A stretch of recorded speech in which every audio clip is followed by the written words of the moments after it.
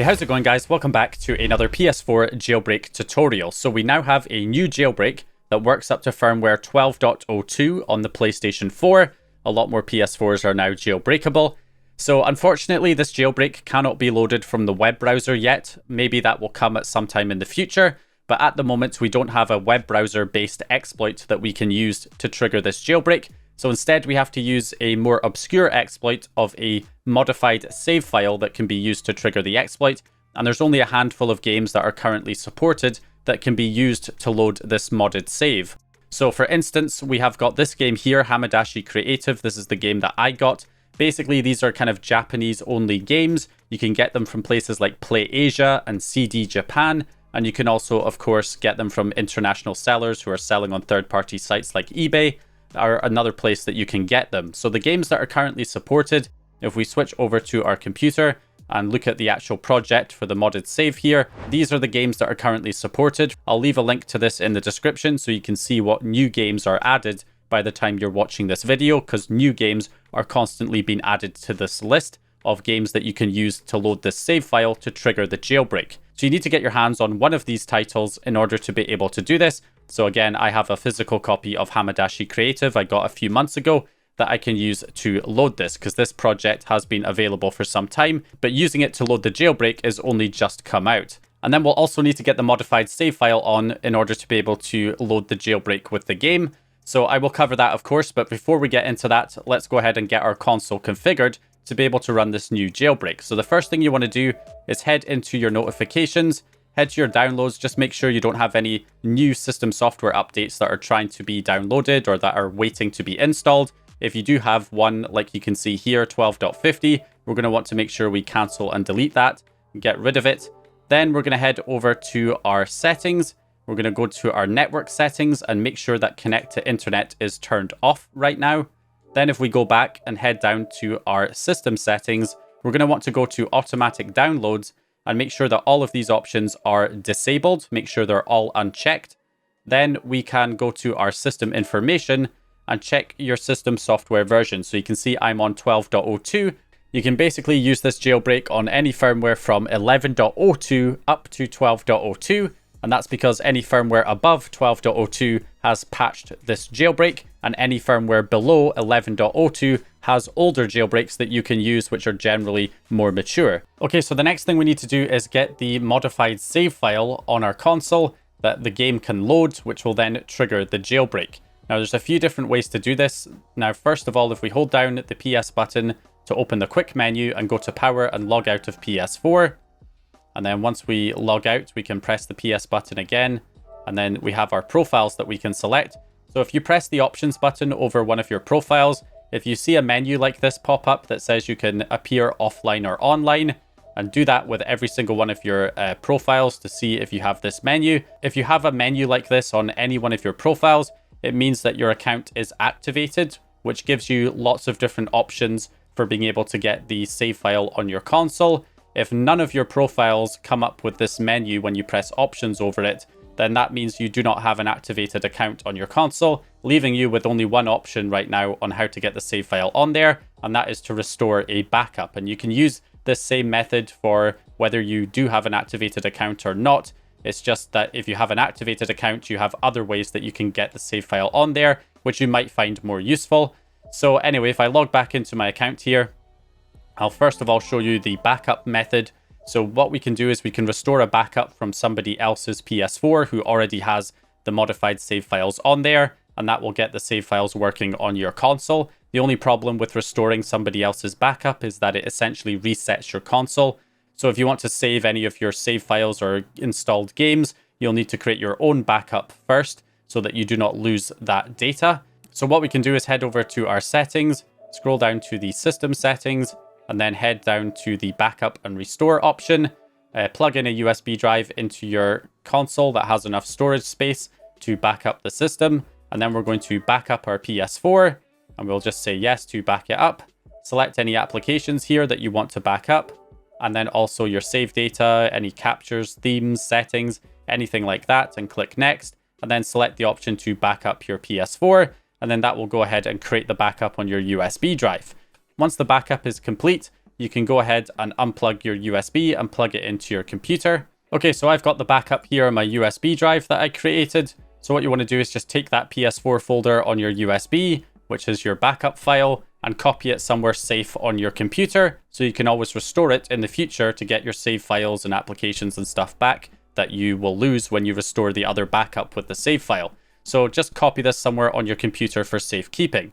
So I already have a backup saved, so I'm going to go ahead and delete this backup from my USB now that I have it copied safely to the computer. And now what we want to do is take the backup from the download in the description here, this PS4 folder, open this up, and simply extract the PS4 folder to the root of the USB drive. And this is the backup that contains the modified save files for the supported games that you can then restore onto your console. And then we're going to go back into the system settings and go to backup and restore again. But this time we're going to use the option to restore the PS4, and we'll select the backup that's on the USB drive and we will tell it to restore. And then you just have to wait for that backup to finish restoring. Once it restores, it will boot you back into the home screen. You won't have anything on there, so you'll have to install your Lua game. So put in your Japanese game that can be used to load the jailbreak. Put that into your PS4 so it's ready to load. And then once it's done and ready to load, you should be all good. The save file is ready and you have your console prepared. So these other methods here require an activated account, but they will not reset your console. So let's take a look at these other methods. So what you need to do for both of these methods is run the game first of all. What we're going to do is start. We just want to create a dummy save file on the game to begin with that we're then going to replace with the jailbreak save file. So we just want to start the game and then head to the pause screen. On this game, I have to press square, and then I can go over to the save section here and create a new save game. Once that's done, we can go ahead and simply close out of the game. And we now have our save file. Plug in a USB drive into your console, head into the settings, go down to the application saved data management section here, and then go to save data in system storage and copy to USB storage device. From here, we're going to select the game save itself, highlight it here and select the option to copy it. And that will copy it over to our USB drive. And then we can plug that USB drive back into our computer. So you can either use another jailbroken PS4 to create the save file, or you can, of course, use the free Discord save bots that are available. Now, sometimes they can be at capacity, so you might have to pick and choose your time to actually use it. But that's what we're going to use because not many people are obviously going to have a separate PS4 that's already jailbroken that they can use. So what we need to do first of all is download the jailbreak save data from the GitHub repo. For the Auto Lua loader, we just go to the code and download it as a zip file.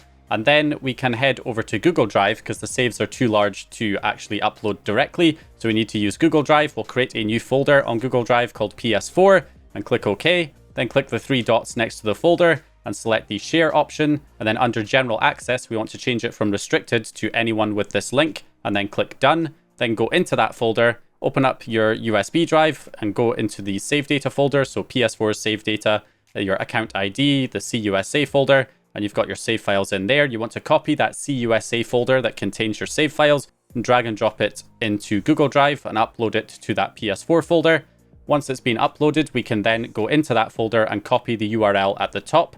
And then we can go onto Discord and access the HTOS Discord server. Link will be in the description. And then from there, we're going to head to the HTOS section and select one of the bots that are available. So I'm going to use PSBot, which tends to be the most reliable, but sometimes there are other bots also available. We'll click Get Started, and that will create a new thread. We go into that new thread, and then we can issue a command. So we're going to do /DEC, which should give us the decrypt command at the top, and it should be the top decrypt command that you want to select, which is the one for your bot. At which point it will ask us if we want to include SCE-sys. We'll say true, and then just press enter. It will then ask us to upload the saves, so we'll now provide it with the link to our saves on Google Drive and press enter. And then it should go ahead and upload that save file. It will decrypt it and then provide the decrypted download that we can then download back to our computer. And we can then extract that decrypted save data over to our desktop.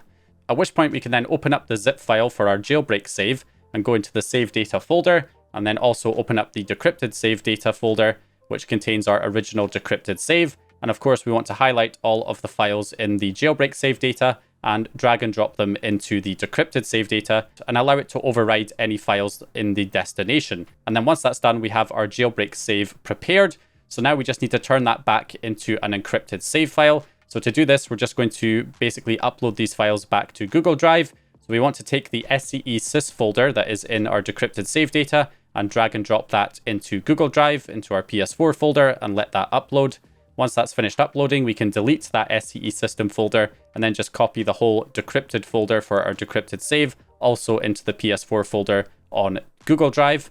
And then once that's all uploaded, we can then go back to the Discord savebot and now use the /encrypt command /enc, select the encrypt option, and then it will ask us if we want to upload the files individually. We'll say false, include SCE system true, and then also we're going to select the option for PlayStation account ID, and then we want to grab the account ID of our save, which we can get on the USB drive inside the PS4 folder. We've got the save data folder, and then the next folder is the account ID. So you can just rename that folder with your account ID and copy the ID and then just paste it in and then go ahead and press enter. And what it should say is that the PSN username is incorrect because it's looking for a username, not an account ID, but it should then say that you can then enter the account ID within the next 300 seconds. So just go ahead and paste in the account ID and press enter, at which point it should then ask us for the link to the original save files again.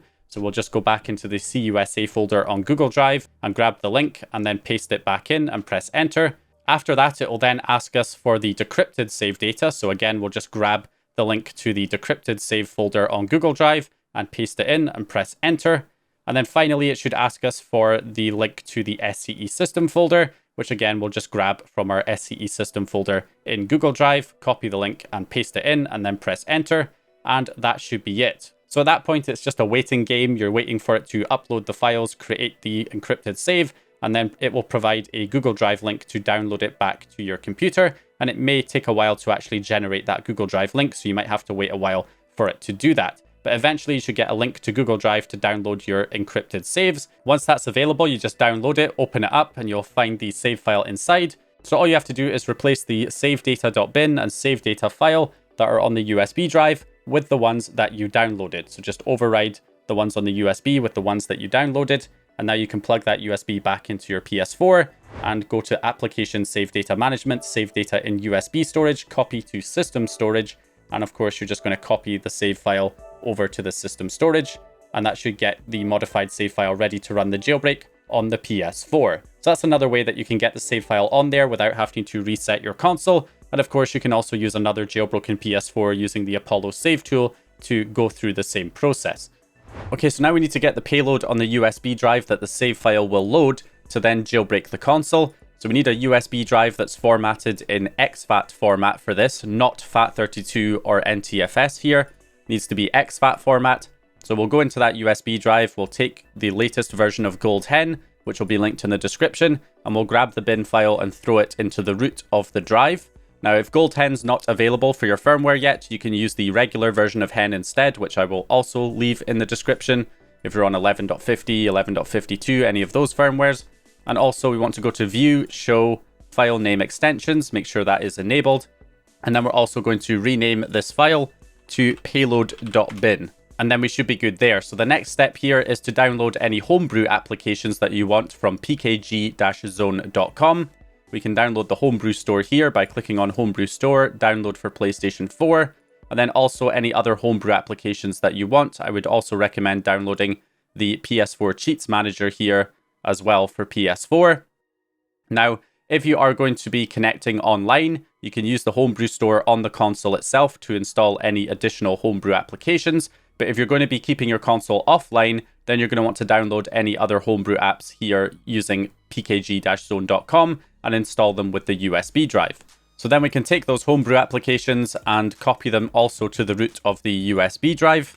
Now I've also got a couple of PS4 fake package games, which I will also copy over to the root of the USB drive, just to show that we can actually get PS4 games running here with the jailbreak. So if I open this up, you can see we've got Minecraft as a fake package and PT also as a fake package, which we can then run on our PS4 once jailbroken. Okay, and I've also gone ahead and copied over Bloodborne as a fake package as well, which I'm going to use as an example to show off some of the GoldHEN features. So we're going to go ahead and eject our USB drive once we're done and plug it into our PS4. So back on the PS4, we're finally ready to run the jailbreak, which we can do by just launching our Japanese game. which will then run the modified save file, which will run the auto loader, which will then load the payload from our USB drive. It will copy it to the hard drive first of all. So there it goes, it copies it. Well, payload already up to date, so I already had one on the hard drive, but you will not, so it will copy it over to the data folder on the hard drive and then load it, and we now have GoldHEN running. So that is how you get the jailbreak up and running. It only takes a few seconds once you have everything set up. And now that the payload's copied to the internal hard drive, you no longer need the USB drive plugged in whenever you go to load the jailbreak in the future. It will just load from the hard drive instead. So that is basically how we get set up there. So the next thing we're going to do is install those package files by heading into the GoldHEN settings here, going to the debug settings and package installer, and all the package files on the root of our USB drive show up here. We can just say install all to install all of them and let it install all of those packages. Okay, so we're just finishing up installing the homebrew applications, PS4 Cheats Manager, the homebrew store, and there we go. Everything is now installed, and that is how you sideload applications onto your PS4 here. So we've got our homebrew applications and our games. If we try and run one of the games here, it should work because we're running the jailbreak. So we've got the homebrew enabler running, which allows us to run our fake package games here. So we can go ahead and close out of the game there. So now that GoldHEN is running, it's safe to now connect to the internet on our console. If I head into the network settings, set up an internet connection, you can use Wi-Fi or LAN cable, and then you can just use an easy setup if you want. You can add a DNS blocker, that's optional, but it's not required because GoldHEN will stop any system software updates from actually being downloaded. They'll try to download, but they will fail to download to the hard drive because GoldHEN has an update blocker built in. So we can get connected up to the internet if you want to, which will allow you to use things like the homebrew store and the cheats manager. So I'm going to head over to the PS4 Cheats Manager here because we want to get GoldHEN set up to its full potential. So in order to do that, we want to install the latest cheats, patches, and plugins.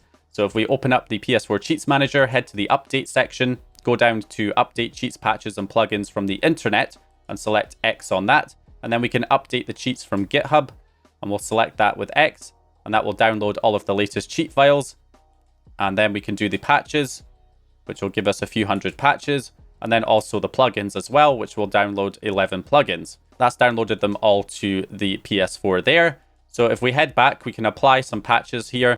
So if I go into the patches section, I can press the triangle button to filter for games that I have installed, and then I can select Bloodborne as an example and apply things like the 60 FPS patch for Bloodborne, disable motion blur, we can apply the resolution patch for 720p to hit higher frame rates, and skip intros, of course, to get straight into the main menu when we launch the game. So that's how you can apply your patches to your games. So now we can close out of the PS4 Cheats Manager. So now we can configure our GoldHEN settings. If we go in here, we've got the cheat settings. I like to show title ID labels for ID and app version. That can slow down the menu if you have a lot of applications installed, so just bear that in mind. If we go into the plugin settings, we can enable the plugins loader and now enable the game patch plugin, so we can get that going. Also game overlays, you can enable an FPS counter and show system information if you want, and also enable scan lines for retro games. And then we've got server settings. I like to enable the FTP server so I can connect to the console remotely and access the file system, and also enable the bin loader server so that we can also send payloads to execute on the console over the network as well. And then Klog settings, I normally leave that. And then the regular settings, we've just got rest mode support, which we want, and the PPPoE patch, which does not apply to this jailbreak. And then we should be all good there. So we can see our title ID labels showing on our applications. So just to show what that's all done, if we launch one of the games here, if we launch Bloodborne, it should apply the patches that we enabled in the PS4 Cheats Manager. So we get our 3 patches applied. We can see our FPS counter showing with the overlays. It skips the intro and goes straight into the main menu. We can see we have the 60 FPS patch by Lance McDonald. And of course, it is running at 720p. So we can hit the higher frame rates. I also have boost mode enabled on my console in the settings because it's a PS4 Pro. And once we load up into the game, you can see we've got our smoother frame rates, 60 FPS. And then also I can hold down the share button to bring up the cheats that we installed. And then I can enable the master code, maybe infinite blood echoes, infinite health, one hit kill. And then I can just press circle to go back into the game with those cheats applied. You can see we've got the 9999 blood echoes there. And also I should have infinite health. So I'm not taking any damage when I get hit by an enemy. So that is also working. And then, of course, one-hit kill is also enabled. So this kind of brings GoldHEN up to its full potential. You can enable your cheats, your patches, and all of that good stuff. And that is pretty much how you get the jailbreak running on the PS4. Now, last but not least, when you restart the console, the jailbreak will no longer be running. So the jailbreak is a tethered jailbreak, so that means when you restart, the jailbreak's no longer running. So all of the applications you installed when you were jailbroken will still be there, except they will show with a padlock symbol, and when you try and run them, it will say that it cannot use this content because you're not running the jailbreak right now. So all you have to do is rerun the jailbreak by, of course, running the Japanese game that will trigger the save file, which will then load the payload from the hard drive. So we don't need the USB plugged in this time since we've already loaded it before. So that's all we got to do there. And there we go. As you can see, payload's already up to date. We're up and running with GoldHEN. And then all we need to do is try and run our game again. And as you can see, it's now working because we're now running the jailbreak. Now you can also use rest mode instead of turning the console off, which can retain the jailbreak when it recovers from rest mode, so you don't have to rerun it again. That's what a lot of people use on previous jailbreaks, but it's almost not required with this jailbreak given how quickly it can run. All you have to do is just load the Japanese game and it only takes a few seconds and you're back up and running with the jailbreak anyway.